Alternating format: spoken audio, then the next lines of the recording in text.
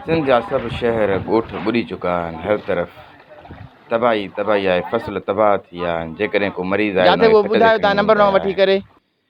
जेकॾहिं को गुज़ारे वञे थो उनजे लाइक़ु बेलफ़्ज़ न आहिनि। उनखे कीअं थो खणी वञिजे, कीअं थो दफ़नाइजे। या मुंहिंजा मालिक रहमत फरमा, जेतिरो थी सघे मदद कयो। पूरी सिंध ॿुॾे थी पई, पूरी सिंध जा इहे हाल आहिनि। सॼा ॻोठ तबाह थी विया आहिनि। माण्हू दरबदर थी विया आहिनि। जंहिंखे जेतिरो थी सघे सहारो बणिजो, हिक ॿिए जी मदद कयो जेतिरो थी सघेव। यानी त बिस्किट पुॼायो, चणा पुॼायो, दवाऊं पुॼायो, ॾियारियूं पुॼायो, मच्छरनि जे लाइ के लोशन्स पुॼायो। माण्हू मरनि था पिया, राति सॼी राति मच्छर पटनि था पिया माण्हुनि खे। ऐं खाधे खाइण लाइ न आहे। जेके बचा आहिनि उहे मरनि था, खाधे खां मरनि था, मच्छरनि सां मरनि था पिया। दवाऊं न आहिनि। डायरिया थी रहियो आहे, मलेरिया थी रहियो आहे। पेरनि में इंफेक्शन थी विया आहिनि। पेर पची पिया आहिनि माण्हुनि जा, पेरनि सफ़ा फाटी पिया आहिनि। या मुंहिंजा मालिक रहमत फरमा, जेतिरो करे सघे माण्हू तव्हां मदद कयो, हिक ॿिए जी मदद कयो। हीउ वक़्तु अथव मदद करण जो, तव्हां ॾिसी सघो था पिया।